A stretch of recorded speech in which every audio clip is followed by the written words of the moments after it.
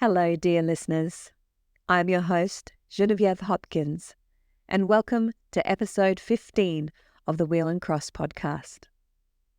We will soon be celebrating the official start of spring on Sunday, the 1st of September.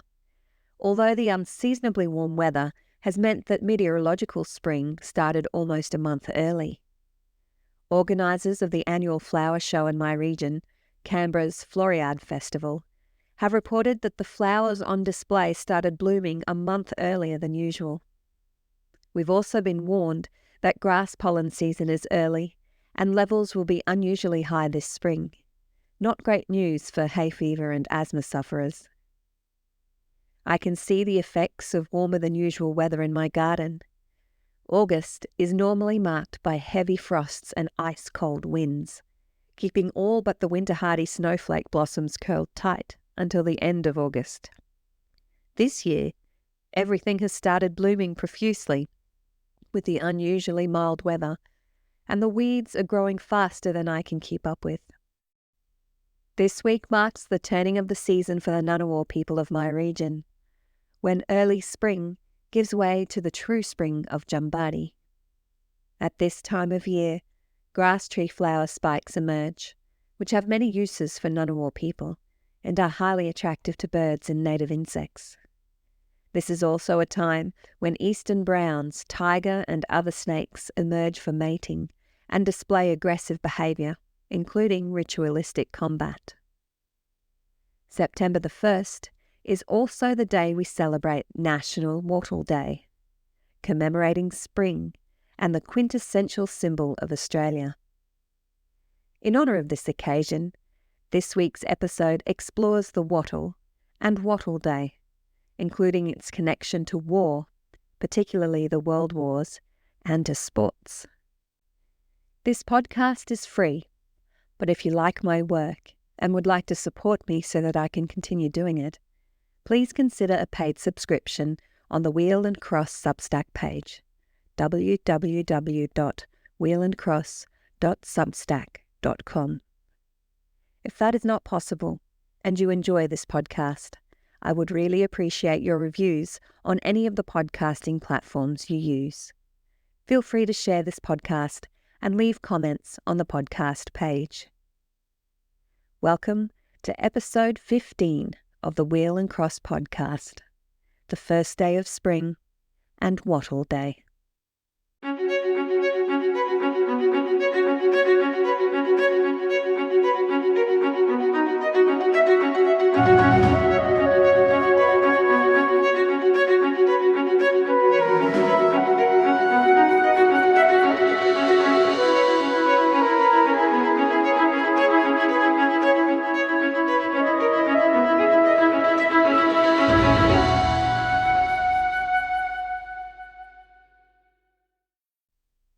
As always, I would like to acknowledge the custodians of these lands on which I work and live in Australia's capital region, the lands of the Ngunnawal and Ngambri people, and I pay my deep respects to their elders past, present and emerging, and to all First Nations across Australia.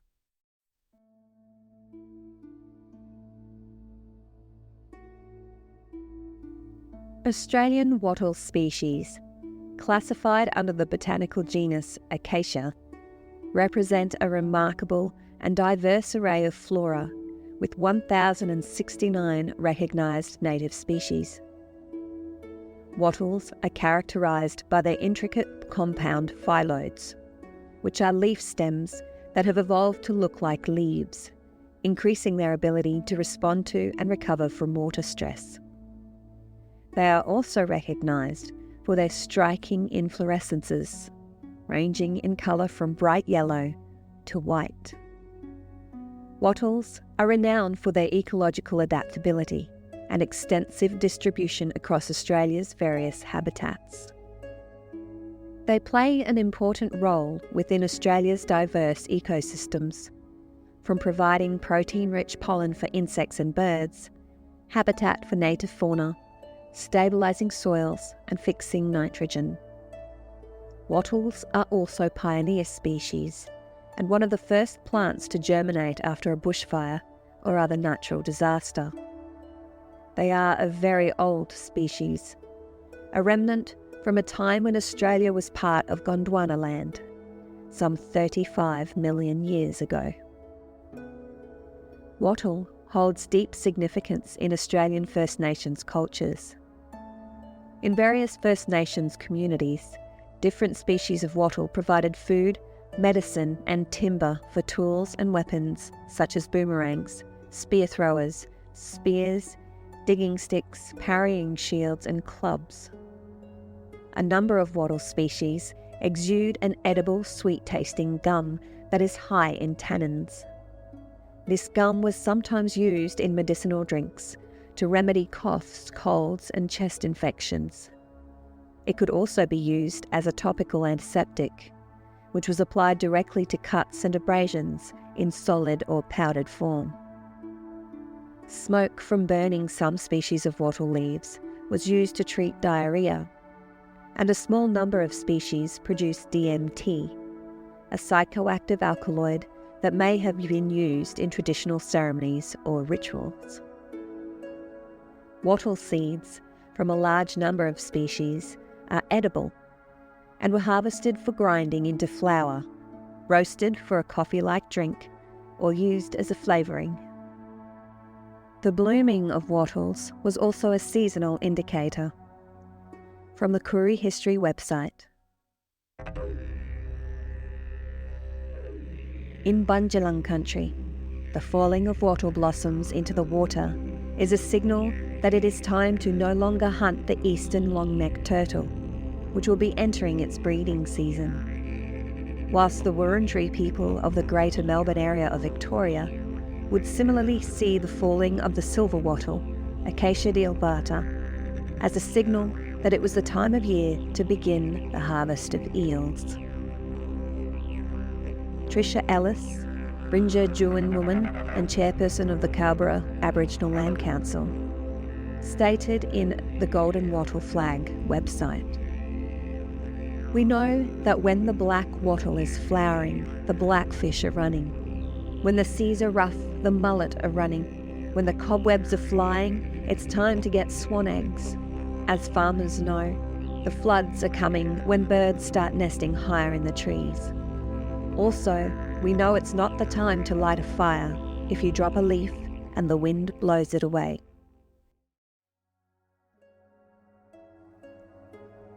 Wattle Day, celebrated on the 1st of September in Australia, is a day dedicated to the appreciation and recognition of our country's national floral emblem and our symbol of nationhood, the wattle. I dreamed of a sunny country last night, a golden dream, of wattles down the gully and of gum trees by the stream, of dancing haze and sides of blue no other land can show, save this our sunny country, where the golden wattles grow. Sunny Country, by Scottish-Australian poet and bush balladeer Will H. Ogilvie, 1869 to 1963. The idea for Wattle Day as a national celebration of Australia's nationhood, diversity and resilience was first proposed by Archibald Campbell, a botanist and journalist, in 1908. He recognised the significance of wattle in Australia's landscape and culture, with its vibrant yellow blossoms symbolising the arrival of spring and renewal. Campbell established the Wattle Day League in 1909 to lobby for a nationally recognised day of celebration to unite Australians in the nascent spirit of nationhood. Campbell's efforts gained momentum when various civic and cultural organisations, including schools and women's groups, embraced the idea of Wattle Day as a means to foster a sense of national identity and patriotism. The first organised Wattle Day was celebrated in Sydney in 1910, where citizens adorned themselves with sprigs of wattle and participated in parades and festivities. The movement gradually spread across the nation, with people in different states embracing the concept.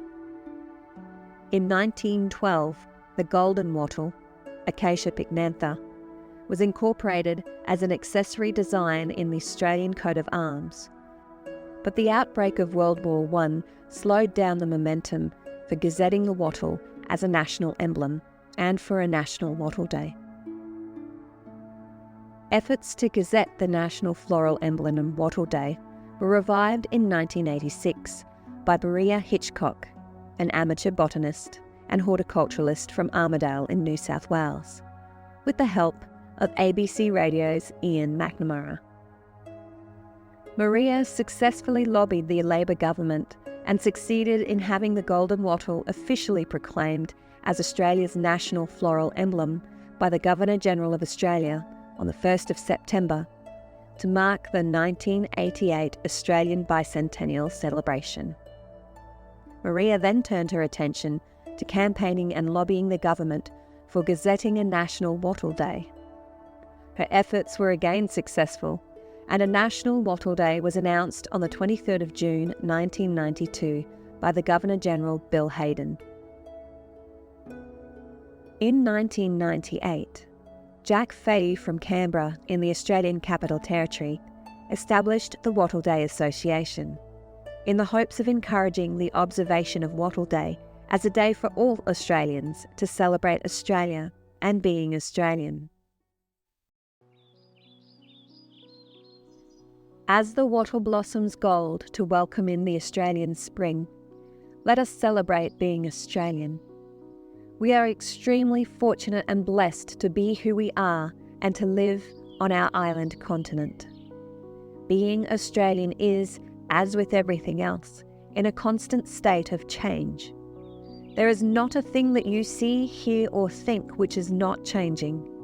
So let us not think that being Australian means conforming to a rigid set of values, traditions or stereotypes from the past. To be Australian 250 years ago would have meant being a nomadic Aboriginal. 150 years ago, it may have been a British settler. Today, we are a multicultural Australia with some wonderful traditions and systems. What will we be in 50 years' time?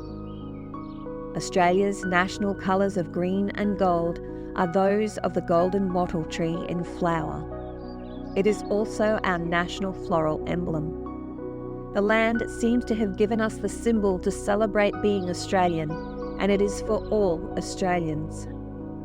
Let us therefore celebrate being fortunate enough to have the gold and the beauty that is within us and within our land on National Wattle Day, the first day of spring. Wear a sprig of wattle or something green and gold. I hope that National Wattle Day becomes a celebration for all Australians and will lead us in this ever-changing world to aspire and evolve into being better Australians. Jack Fahey, President of the Wattle Day Association, 1998 to 2007. Over the years, Wattle Day celebrations have evolved to include various activities such as tree planting, community events, citizenship ceremonies, and art exhibitions showing the beauty of the wattle. Some have suggested Wattle Day could also be celebrated as Australia Day, reflecting a more inclusive and representative celebration of what it means to be Australian than the current divisive and hurtful date we currently use. The wattle is our only authentic national symbol, totally, unambiguously of this land. It is not conflicted or qualified in its identity or loyalty. It is eloquently, elegantly, and undoubtedly Australian. Terry Futrell, President of the Wattle Day Association, 2007 to 2019. Wattle blossoms have a long history of use as a symbol of home and care for Australian troops deployed on war operations. During World War I, sprigs of wattle were often sent with letters to soldiers fighting abroad, as a reminder of home, and box-loads of pressed wattle blossoms were sent to hospitals and distributed to injured Anzacs in England, France, and Egypt. The Red Cross and members of the Wattle Day League sold sprigs of wattle to raise money for the war effort. Australian chaplain Walter Dexter scattered wattle seeds as he left during the evacuation of Gallipoli. He wrote, "If we have to leave here, I intend that a bit of Australia shall be here." In an open letter to Australian troops deployed in the Dardanelles during World War I, poet Banjo Paterson refers to the wattle as a symbol of unity. Fight on unflinchingly, till right and justice reign. Fight on till victory shall send you home again. And with Australia's flag shall fly a spray of wattle bough, to symbolise our unity, we're all Australians now. We're all Australians now, written by Banjo Paterson in 1915. Many Australian artists and illustrators used wattle motifs in posters and postcards to cheer up soldiers serving overseas and as propaganda pieces. The most famous of these was the Wattle Blossom Babies, created and illustrated by May Gibbs. More recently, on the 11th of November 1993, the unknown Australian soldier was interred in the Australian War Memorial's Hall of Memory, with a sprig of wattle placed on the Tasmanian blackwood, Acacia melanoxylon, coffin. Many of Australia's military honours, awards and standards are decorated with wattle, while the Order of Australia medals, insignia and ribbons are designed to symbolise the wattle blossom. Wattles are also depicted in the National Emergency and National Service Medals and the Australian Defence Force Long Service Medal. Since the late 1800s, Australia's national sporting colours have been green and gold, in homage to the wattle and the eucalypts that are uniquely Australian. These two colours were first worn by the Australian cricket team on their 1899 English tour. They wore green blazers and a green cap, colloquially called the baggy green, detailed with a gold coat of arms. The Australian cricket team's victory song also features the wattle, and I say this with a swear warning. Under the Southern Cross I stand, a sprig of wattle in my hand, a native to my native land, Australia, you effing beauty.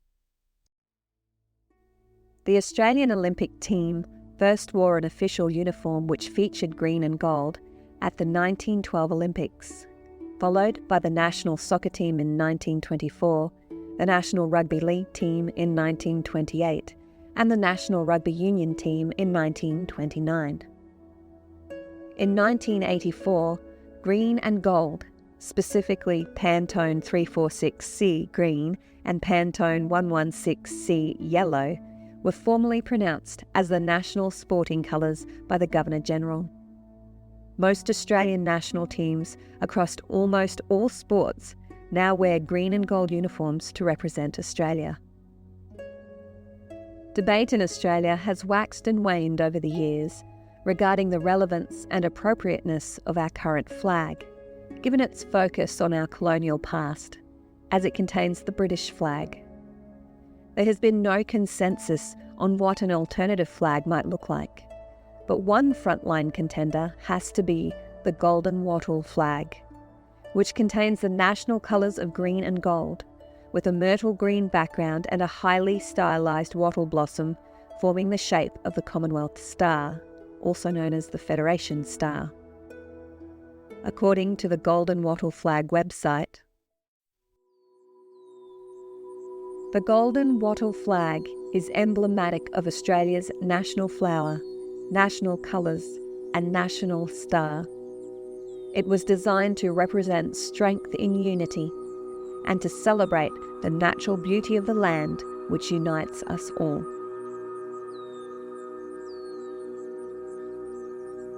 Though poor and in trouble, I wander alone, with rebel cockade in my hat. Though friends may desert me and kindred disown, my country will never do that. You may sing of the shamrock, the thistle, the rose, or the three in a bunch if you will. But I know of a country that gathered all those, and I love the great land where the waratah grows, and the wattle bough blooms on the hill. Australia, Australia, so fair to behold, while the blue sky is arching above. The stranger should never have need to be told that the wattle bloom means that her heart is of gold, and the waratah's red with her love. Australia, Australia, most beautiful name, most kindly and bountiful land. I would die every death that might save her from shame if a black cloud should rise on the stand. But whatever the quarrel, whoever her foes, let them come when they will. Though the struggle be grim, 'tis Australia that knows that her children shall fight while the waratah grows, and the wattle blooms out on the hill. Waratah and Wattle by Henry Lawson, 1905. I hope you enjoyed this exploration of our wonderful wattle, its symbology and traditions. May you have a blossom-filled spring.